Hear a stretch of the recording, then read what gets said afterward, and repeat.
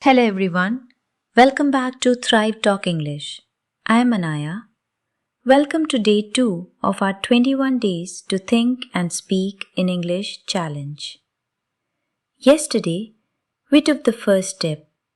We trained our ears. We trained our minds. And most importantly, we started speaking. Today, we are going to take that next step together. Because speaking English isn't just about knowing words. It's about knowing how to connect with people. And every meaningful conversation begins with one simple skill: introducing yourself with confidence. By the end of today's lesson, you'll know how to introduce yourself naturally, talk about yourself with confidence, and keep the conversation going without memorizing a script. So stay with me until the very end, because today we're not just going to learn how to introduce ourselves, we're going to practice it together through real shadowing exercises. We're training your brain to answer quickly, because real conversations don't wait. Your brain needs practice making fast decisions. Then, we'll practice thinking in English with simple, real life examples, so your answers start coming naturally instead of through translation. So, before we learn how to introduce ourselves, let me ask you something. Why do so many English learners freeze when someone simply says, "Tell me a little about yourself"? Most people think, "I need better grammar. I need more vocabulary." But that's not the real problem. The real problem is you don't know where to begin. Your mind starts asking questions. Should I talk about my job, my studies, my family, my hobbies? What if I say something wrong? And while you're trying to build the perfect introduction, you never actually start speaking. Do you know why? Because your brain is trying to build the perfect sentence before your mouth says the very first word. But conversations don't wait. While you're searching for perfect English, the moment keeps moving. And that's why you freeze. Not because your English is weak, but because you're chasing perfection. So, how do confident English speakers introduce themselves? Do they use bigger words? More difficult grammar? Not at all. They simply follow a natural pattern.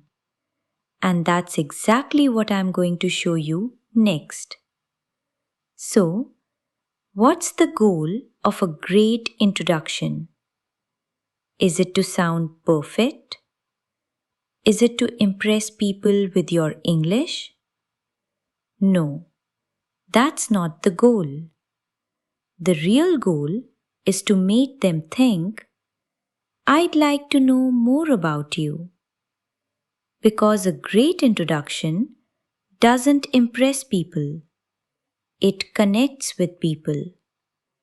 And when people feel connected, they naturally want to ask another question.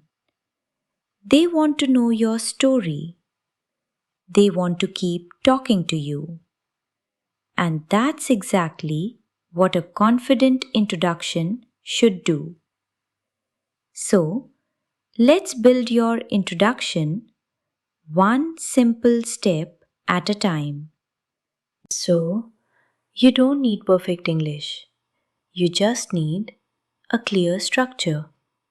And that's exactly what my 5-step confident introduction formula gives you. Step 1. Start with your background. Who are you? Where are you from? Where do you live now? Example, I'm from India. I grew up in a small town, but now I live in a busy city. Step 2. Share something about yourself. What do you enjoy? What matters to you? Example, I really enjoy the people, the food, and the culture here. Step 3. Show your personality. Don't just describe yourself, show it. Instead of, I'm friendly, say, I enjoy helping others and I'm always excited to learn something new. Step 4. Be real. Nobody is perfect. Share one honest thing about yourself. Example, sometimes I overthink, but I never give up. Step 5. End with your interests. What do you enjoy doing and why? Example, in my free time, I enjoy reading books, listening to podcasts, and watching English videos. They help me relax and improve my English at the same time. That's it. 5 simple steps, 1 natural introduction. Each step helps the other person know you a little better. You're not trying to impress them. You're giving them a reason to smile, a reason to ask another question, and a reason to keep the conversation going. Now, it's time to put this formula into practice because understanding English and speaking English are 2 completely different skills. You don't become confident by reading. You become confident by speaking. And that's exactly what we are going to do now. Imagine this. You're sitting in a quiet coffee shop. Someone asks if the seat next to you is free. You smile and say yes. A few moments later, they introduce themselves and ask about you. This time, imagine they're talking to you. Listen carefully. Repeat every answer after me and speak with confidence. Copy my pronunciation, my rhythm, and my intonation. Don't worry if you make a mistake. Don't stop. Just keep speaking. Hi, nice to meet you. I'm Emma. Hi, Emma. Nice to meet you too. I'm Anaya. So, could you tell me a little about yourself? Sure. I'm from India. I grew up in a small town, but now I live in a busy city. That sounds wonderful. What's your favorite thing about living there? I really enjoy the people, the food, and the culture. There's always something new to experience. I love that. How would you describe yourself? I enjoy helping others and I'm always excited to learn something new. That's great. Is there anything you're trying to improve about yourself? Sometimes I overthink things, but I never give up. I keep practicing every day. That's a wonderful attitude.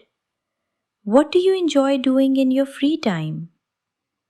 In my free time, I enjoy reading books, listening to podcasts, and watching English videos. They help me relax and improve my English at the same time. That's really interesting. Thanks for sharing. Now, I'd love to know something about you. Sure, I'm from Australia. I grew up in Sydney and I still live there. That sounds amazing. What do you enjoy doing in your free time? I enjoy traveling, trying new food, and meeting people from different countries. That's wonderful. It was really nice talking with you. I hope we can meet again soon. Me too. It was great meeting you. Have a wonderful day. Great job. If you spoke along with the conversation, you just practiced something very important. Not just English, but real communication. Did you notice something? The conversation wasn't difficult. There were no complicated words, no advanced grammar, just simple English, used naturally. And that's exactly how real conversations work. Now I want you to complete one simple homework. Record yourself introducing yourself using the 5-step confident introduction formula. Speak for about 30 to 60 seconds. Remember to include who you are, where you're from, where you live now, how you would describe yourself, one thing you're trying to improve, and what you enjoy doing in your free time. Don't read from a script. Speak naturally, using your own words. Then, listen to your recording once. Notice your pronunciation, your confidence, and your fluency. Practice it once today and once again tomorrow before you watch day 3.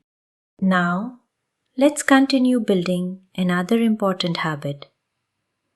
Yesterday, I showed you how to think in English. Remember the formula? Don't ask, "What's the English word?" Ask, "How can I describe it?" Yesterday, we described our room. Today, let's try another real-life example. Imagine you're standing in your kitchen. Now, don't translate. Just look, think, and describe. Listen carefully and repeat after me. I can see my kitchen. It's clean and bright. There is a refrigerator in the corner. I can see a table and 2 chairs. There are some plates on the table. I usually make tea here every morning. Sometimes I help my family cook dinner. I enjoy spending time here because it feels warm and comfortable. See, I didn't use difficult words. I simply described what I could see, what I usually do, and how I feel.